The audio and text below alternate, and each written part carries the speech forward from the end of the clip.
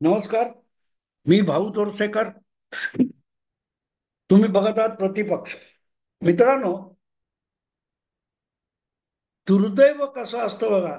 दुर्दैव कसं असतं की ज्या वेळेला 2-2.5 वर्षापूर्वी उद्धव ठाकरे यांना मुख्यमंत्री पदावरून पाय उतार व्हावं लागलं, तेव्हापासून आजपर्यंत एक दिवस असा गेला नसेल की उद्धव ठाकरे यांनी विद्यमान मुख्यमंत्री एकनाथ शिंदे यांना शिव्या शाप देऊन त्यांचा उद्धार केला नाही, असा एकही दिवस गेला नसेल. शिंदेचं मिंदे करायचं, खोके सूर म्हणायचं, काय काय काय काय टोमणे मारलेत, शिव्या घातलेत, त्याची गणना करता येणार नाही. पण माणसाच्या आयुष्यात दुर्दैव कसं असतं बघा, की शेवटी ज्या काय म्हणतात त्या ज्याला लाथ मारली त्याच्याच पाया पडायची वेळ सुद्धा माणसावर येते. ज्याला लाथ मारली त्याच्याच पाया पडायची वेळ दुर्दैवाने येत असते.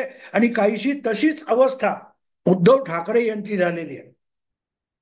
तुम्हाला माहिती आहे की सध्या नवरात्रोत्सव चालू आहे. नवरात्र म्हणजे कुठल्याही स्वरूपातली जी देवी आहे, मग ती सरस्वती असेल, ती काली माता असेल, ती तुळजा भवानी असेल, ती दुर्गा माता असेल, ज्या ज्या देवीच्या स्वरूपातली आपण शक्तीपूजा करतो, ती पार्वतीचीच वेगवेगळी रूप आहेत असं मानलं जातं. आणि त्या निमित्ताने शक्तीपूजा म्हणजे आई देवीची पूजा. आणि अशा नवरात्रोत्सवाचा पहिला दिवस म्हणजे घटस्थापना आपल्याकडे महाराष्ट्रात म्हटला जातो. घटस्थापना होते आणि 10व्या दिवशी तो घट उडवला जातो आणि विजयादशमीने नवरात्रोत्सव संपत असतो. त्या घटस्थापनेच्या पहिल्याच दिवशी उबाठा शिवसेनेचे पक्षप्रमुख उद्धव ठाकरे यांनी आगामी विधानसभा निवडणुकीच्या निमित्ताने आपल्या पक्षातर्फे एक नव्या प्रचार गीताची घोषणा केली. आणि ती घोषणा त्यांनी सेना भवनामध्ये केली. त्या नव्या प्रचार गीताचे गीतकार, गायक, संगीतकार यांना पेश केलं. आणि आपण आज राजकारणावर बोलणार नाही, तर महाराष्ट्रामध्ये जे राजकीय अराजक माजलेलं आहे, त्या अराजकाला संपवण्यासाठी जनमानसाला, जनतेला आवाहन करणारं असं हे गीत आहे. आणि त्या गीताचं पत्रकारांना आणि महाराष्ट्राला ओळख करून देताना त्याच उद्धव ठाकरेंना कोणाच्या चरणी लीन व्हावं लागलं. तुम्हाला माहितीच आहे की या निमित्ताने मी आधीच एक व्हिडिओ केलाय. ज्या दिवशी ते आलं त्या दिवसाचा माझा व्हिडिओ तुम्ही बघितला असेल.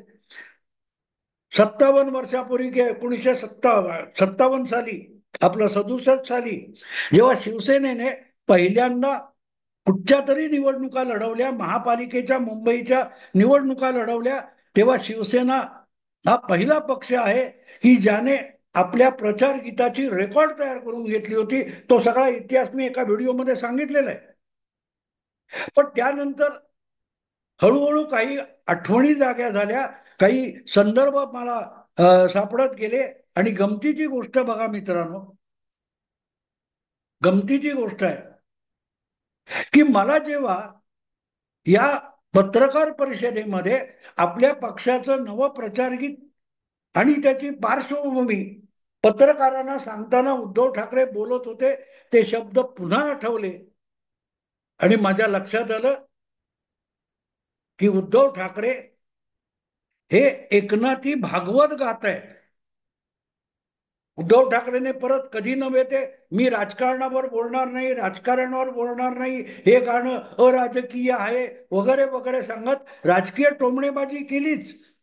कारण हे टोमणे पाटील आपल्या नव्या आडनावातून बाहेर पडायला तयार नाही. महाराष्ट्रातले ठाकरे पाटील हे आजकाल टोमणे पाटील झालेले आहेत. त्यामुळे टोमणा मारल्याशिवाय त्यांची कुठलंही वाक्य पूर्ण होत नाही आणि त्यांना त्या दिवसाचं अन्न हजम होत नाही. साहजिकच उद्धव ठाकरे यांनी तिथेही टोमणा मारून घेतला, तिथेही टोमणा मारून घेतला. अराजकीय मिंदे वगैरे, आणि मग कोर्टामध्ये सुद्धा न्याय मिळेल की नाही माहित नाही. आमचा कोर्टावर विश्वास आहे, पण तो न्याय कधी मिळेल माहिती नाही. म्हणून आता आम्ही जनतेच्या कोर्टात न्याय मागायचं ठरवलंय. आणि त्यासाठी त्यांनी एक इतिहासातलं देवी समोरचं भावगीत, शिवकालीन भावगीत समोर आणलं. दार उघड बये दार उघड. ज्या वेळेला धर्मावर आणि स्वराज्यावर, स्वातंत्र्यावर या देशाचा हल्ला झाला होता आणि गुलामीमध्ये, वेगळ्या धर्माच्या गुलामीमध्ये संपूर्ण भारत देश पिचत पडला होता, सडक पडला होता, त्याला त्यातून बाहेर काढण्यासाठी मराठी समाजातल्या संतांनी, महात्म्यांनी, योद्ध्यांनी कंबर कसली. तेव्हा जे देवीला आवाहन करण्यात आलं, त्या देवीचं आवाहन म्हणजे दार उघड बये दार उघड. तुळजापूरची भवानी असेल, कोल्हापूरची महालक्ष्मी असेल, ही जी महाराष्ट्राची शक्तिस्थान आहे, शक्तीपीठ आहे, त्यांना आवाहन करण्यात आलं की महाराष्ट्राचा पुरुषार्थ बये तू जागा कर. आणि हे शक्ती, महाराष्ट्राची, देशाची, धर्माची शक्ती जागृत करणारं जे कवन आहे, ते करणाऱ्या संताचं नाव आहे एकनाथ. संत एकनाथ महाराज. कसं दुर्दैव आहे बघा उद्धव ठाकरेंचं, की आज स्वतःच्या महाविकास आघाडीमध्ये, स्वतःच्या पक्षामध्ये आणि एकूण राजकारणामध्ये चहूकडून कोंडी झाली आहे आणि मार्ग कुठचा सापडत नाही. अशा वेळेला उद्धव ठाकरेंना आठवला कोण? तर एकनाथ.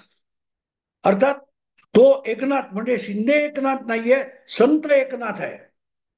पण संत एकनाथ म्हणजे कोण हे सुद्धा उद्धव ठाकरेंना माहिती नाही. टोणी लेखकाने दाखवलं की संत एकनाथ आणि काय ते भागवतांत एकनाथ महाराजांचं भारुड आहे, दार उघड बये दार उघड, आणि आपण त्यावर आधारित गीत केलंय. यांनी लगेच ते उचललं संत एकनाथ. पण संत एकनाथ यांचं एक चारित्र्य सांगितलं जातं.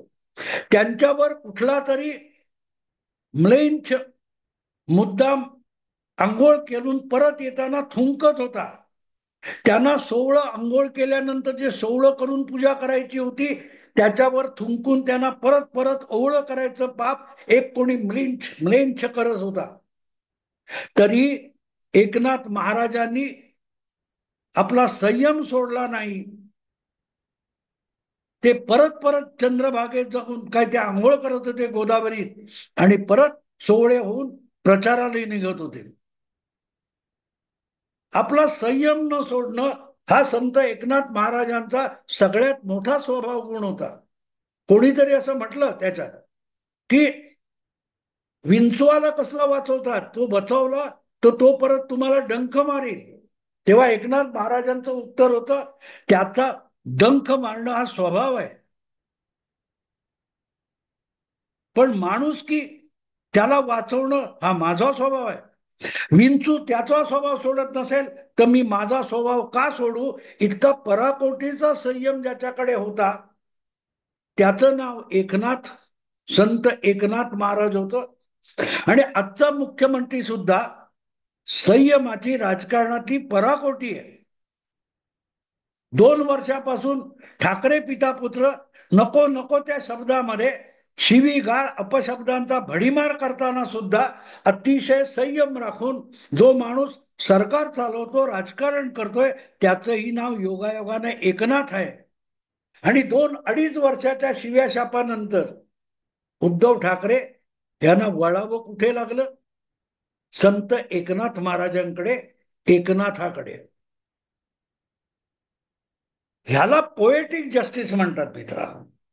इंग्रजीमध्ये पोएटिक जस्टिस किंवा मराठीमध्ये ज्याला काव्यात्म न्याय म्हणतात, की 2-2.5 वर्ष अथकपणे ज्याच्या नावाने शिवराळपणा केला, शिव्याशाप दिले, अपशब्द वापरले, टोमणे मारले, त्याच नावाच्या एका संताचा आधार आगामी निवडणुकीसाठी प्रचार गीतामध्ये उद्धव ठाकरे यांना घ्यावा लागलाय.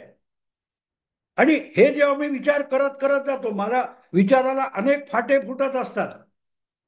मी विचार करत होतो, खरोखरच उद्धव ठाकरे यांनी जे प्रचार गीत बनवलंय, दार उघड बये दार उघड, म्हणजे देवी तू दार उघड आणि सगळं सामर्थ्य घेऊन आमच्या सोबत ये, आम्हाला विजय मिळवायचा आहे, आम्हाला अधर्मावर विजय मिळवायचा आहे. तर अधर्मावर विजय मिळवायचा म्हणजे वक्फ बोर्डाचं समर्थन करायचं का, हा प्रश्न पडतो. आणि वक्फ बोर्डाचं सोडून द्या, आज उद्धव ठाकरे यांनी धर्माला काय ते हलवयाचं तुळशीपत्र धर्मावर ठेवलेलं आहे. आपल्या वडिलांच्या वारशावर उद्धव ठाकरे यांनी अक्षरशः तुळशीपत्र ठेवलेलं आहे. यांचं हिंदुत्व रोजच्या रोज व्याख्या बदलत असतं. कधी ते 2.5 वर्षासाठी मुख्यमंत्री पद मिळालं नाही म्हणून यांच्या हिंदुत्वाची व्याख्या बदलते. कल्पना करा मित्रांनो, की 2019च्या विधानसभा निवडणूक निकालानंतर यांचं म्हणणं आणि आग्रह आहे त्याप्रमाणे जर भारतीय जनता पक्षाने उद्धव ठाकरे यांना 2.5 वर्षासाठी मुख्यमंत्री म्हणून मान्य केलं असतं, तर उद्धव ठाकरे युती सोडून बाहेर पडले असते का? त्यांना वक्फ बोर्डाची जमीन ही मुस्लिमांची हक्काची जमीन आहे असं शब्द सुचले तरी असते का? आपल्या मतलबासाठी सगळा इतिहास, सगळे शब्दकोश, सगळंच्या सगळं विस्कटून टाकणारा माणूस काय उपयोगाचा आहे? काय उपयोगाचा आहे? आणि याच्यासाठी बया कशाला येईल? जो राजकारण म्हणजे फक्त अधर्म समजतो आणि मुस्लिमांच्या मतामुळे निवडून आलो असं याचे सहकारी मोठे छाती फुगवून सांगतात, त्याच्या मदतीला ती दार उघडून बया बाहेर येईल कशाला? आणि आधी तर पहिल्यांदा काय विचारेल हा सुद्धा एक महत्वाचा प्रश्न आहे.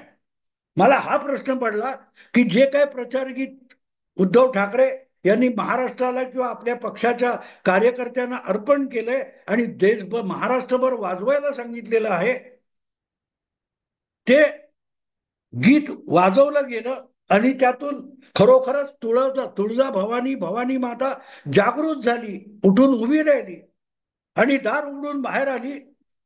तर पहिल्यांदा उद्धव ठाकरेंना आशीर्वाद देईल की कुठला प्रश्न विचारेल असा प्रश्न मला पडला. उद्धव ठाकरेंना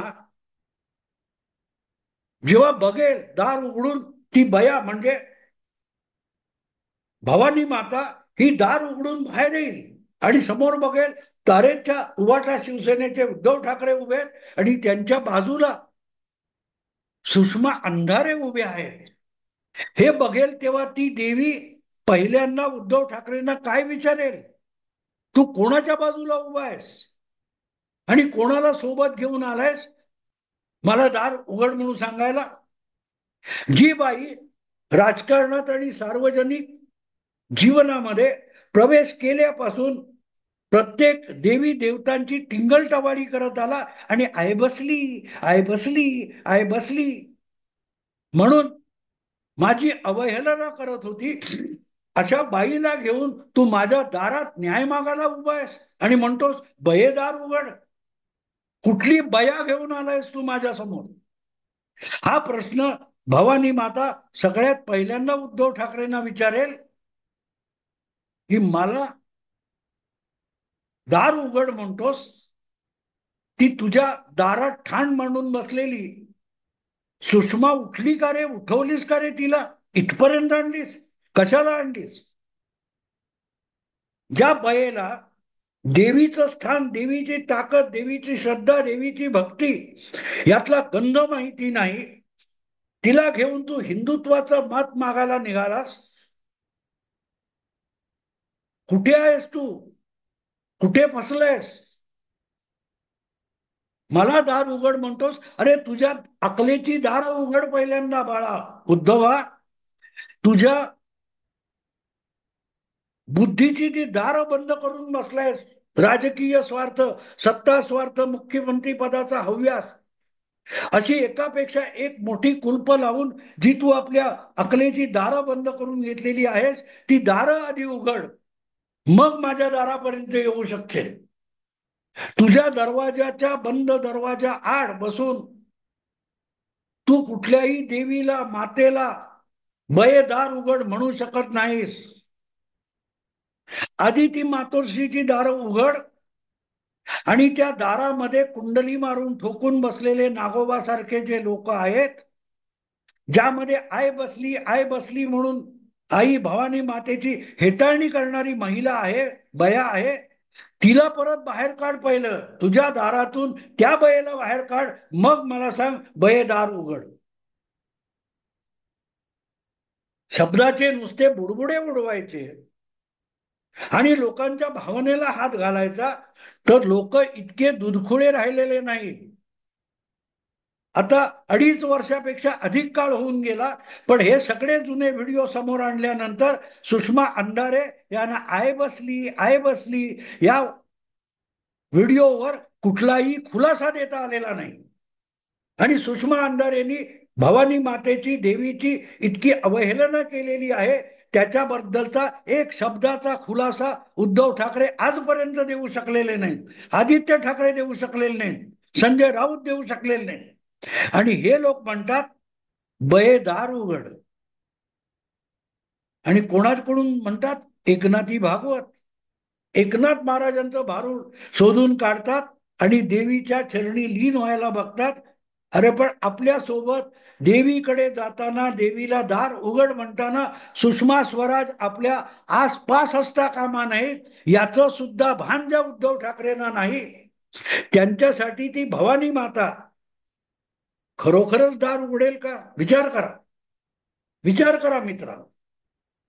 का देवी म्हणजे जागृत शक्ती असते, समाजाचा पुरुषार्थ म्हटला जातो, तशी समाजाची समूह शक्ती असते आणि शक्ती ही स्त्रीलिंगी असते, लक्षात ठेवा. आणि म्हणून जे काय प्रचार गीत उद्धव ठाकरे यांनी केलेलं आहे आणि प्रसारित केलेलं आहे, ते खरोखरच कुठेतरी भवानी मातेच्या कानापर्यंत जाऊन पोहोचलं, तर ती भवानी माता पहिला प्रश्न उद्धव ठाकरेंना काय विचारेल?